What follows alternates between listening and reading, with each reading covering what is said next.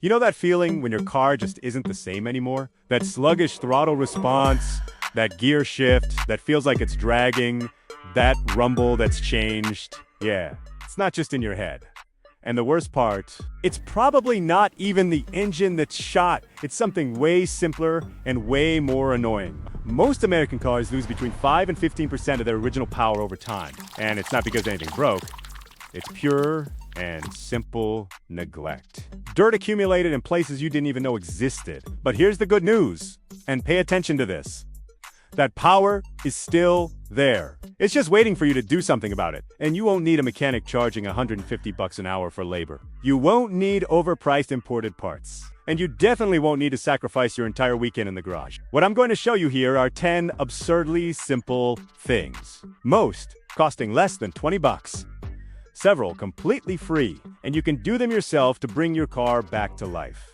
But look, whatever you do, don't skip the 9th tip. That's the one that makes the difference between driving a car and pushing a shopping cart. So if you want your car to have that punch it had when it was new, stick with me till the end. And go ahead and hit that like button, subscribe to the channel, and turn on notifications because there's a lot of good content coming your way. Let's go. First thing, the MAF sensor. Mass airflow sensor. This guy has a platinum wire inside it, thinner than a human hair. Seriously? It's ridiculously delicate. And this wire measures exactly how much air is entering the engine. Over time, road dust, oil leaking from everywhere, exhaust smoke from other cars, all that crap sticks to this wire. And when it sticks, the sensor starts sending wrong information to the car's computer. Wrong, like 8 to 12% wrong.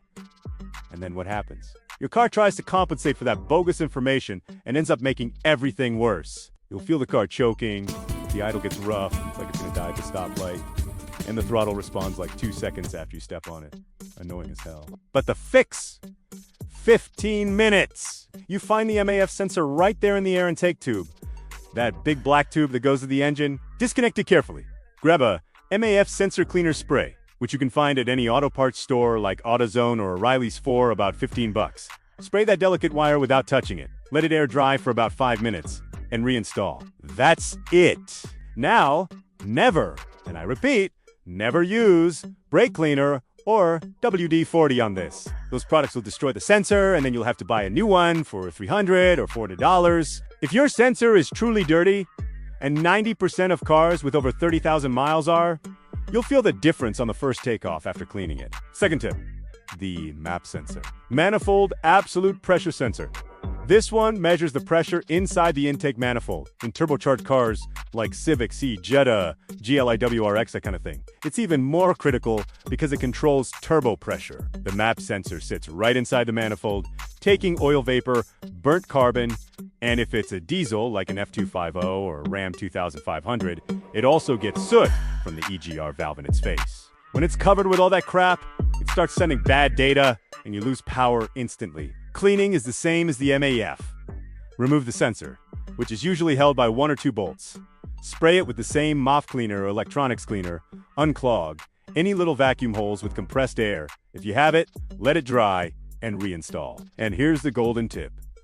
Do both sensors on the same day.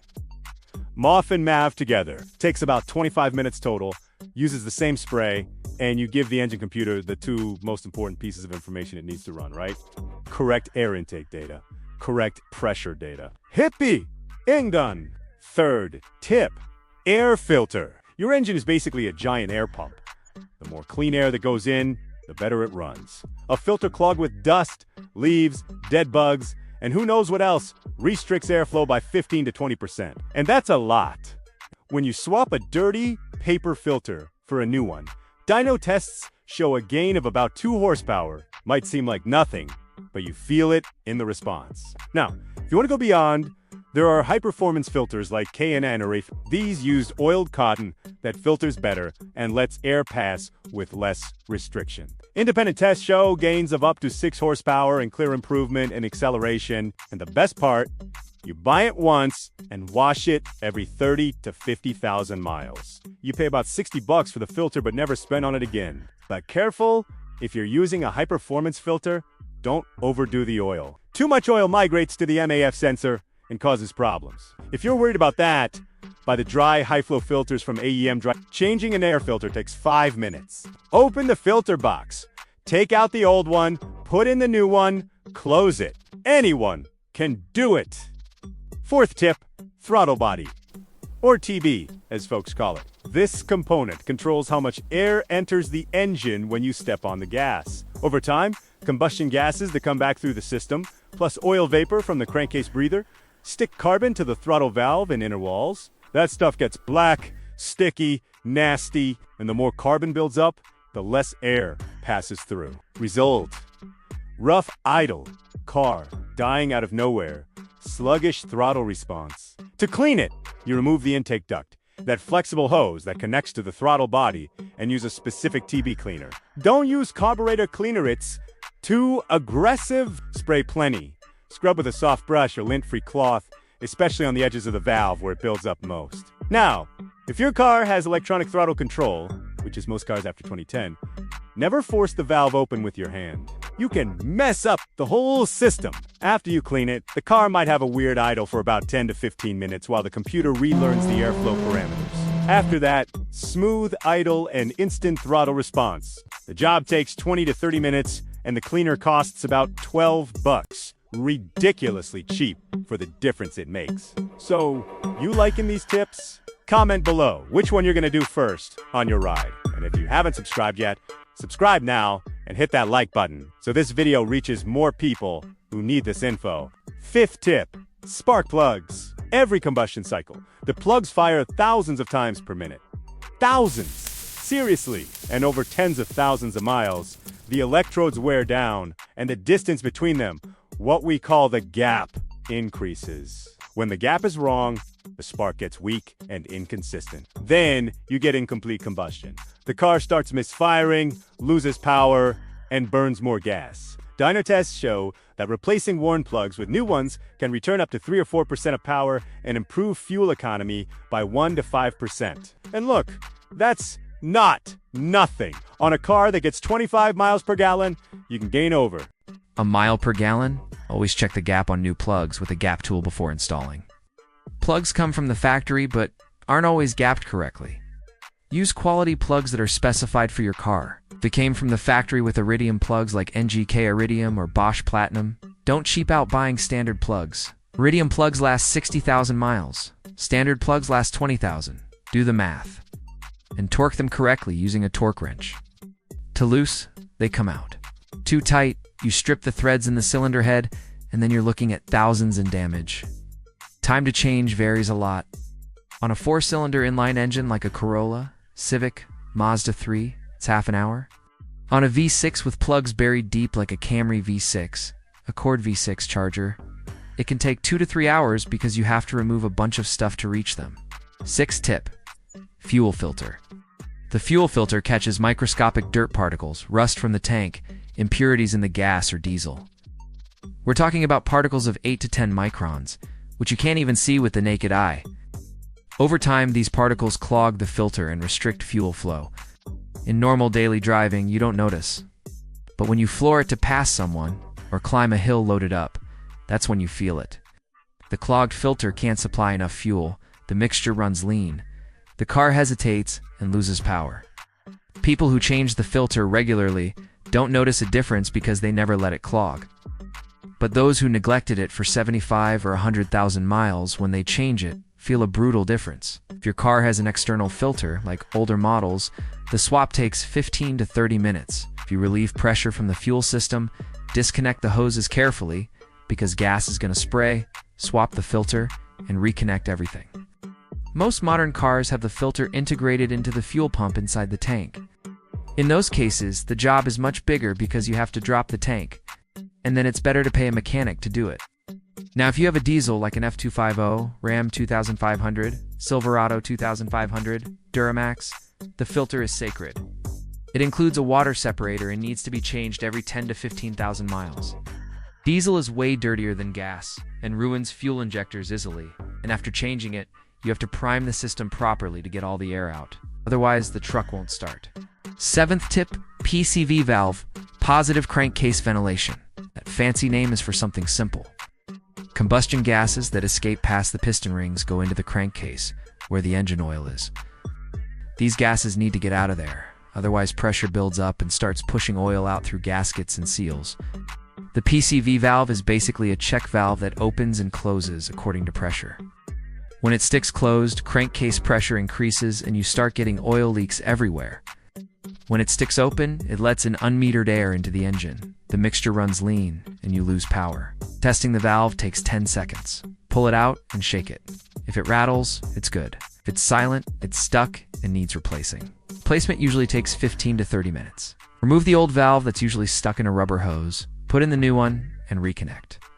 Costs about 10 to 15 bucks. But careful. Some European cars like Audi, Volkswagen, BMW have the PCV system integrated into the valve cover itself. In those cases, the complete assembly costs from $800 to $2,000. So before you go buying parts, check how it is on your car. 8th tip, ECU reset. The engine control unit, or engine computer, as folks say, is constantly learning and adapting to your driving style, the fuel you use, engine wear. Over time, these learned parameters can get outdated or kind of messed up, especially after doing maintenance like changing plugs, cleaning injectors, that stuff. The reset is free and absurdly simple. Disconnect the negative battery terminal. Wait 15 to 30 minutes for the internal capacitors in the ECU to completely discharge. Reconnect. After that, drive normally for about 60 to 100 miles. So the ECU relearns everything based on the current engine conditions. Some people report huge improvement, throttle responding faster, smoother shifts in the automatic transmission, better fuel economy. Other people notice nothing. Depends on how much your ECU had learned wrong over time. Just one detail. Some newer cars need reprogramming at the dealership after disconnecting the battery, like some Honda and Toyota models. And you'll lose your saved radio stations and the clock will reset. But nothing that 2 minutes can't fix. And look, since we're talking about doing this maintenance, comment below if you've already done any of these things on your car and what the result was. Folks love trading experiences. And if you're digging the content, share it with that buddy who's always complaining his car is weak. 9th tip. And this is the most underrated of all. Pressure. That's right. Tires, totally free, takes 10 minutes, and most people completely ignore it. Underinflated tires increase rolling resistance. It's like driving with the parking brake slightly on. Each PSI, or pound per square inch, below recommended costs 0.2% in fuel economy. If you're running at 75% of correct pressure, you're losing 2 to 3%. At 50%, which is a pretty flat tire, you lose 5 to 10% efficiency. That's over 200 bucks a year thrown away on gas. But it's not just economy. Tires with correct pressure respond better, corner more safely, brake in shorter distance, literally saves lives. The recommended pressure for your car is on the sticker, on the driver's door, or in the manual. Usually it's around 30 to 35 psi. You can add 2 to 4 psi above that to improve handling and efficiency even more, but never exceed the maximum printed on the tire side. And check with cold tires before driving more than a mile, because hot tires increase pressure and the reading will be wrong. Check every month and adjust as temperature changes. In winter, tires deflate. In summer, they inflate. It's basic physics, but everyone forgets. 10th tip, and this one's a bonus because almost nobody talks about it. Fuel quality. If you're doing everything right, cleaning sensors, changing plugs, calibrating tires, and the car still isn't right, it could be the fuel. America has plenty of sketchy gas stations. There are places that cut gas with water, ethanol blends that aren't labeled right, all kinds of garbage, and diesel. Don't even get me started.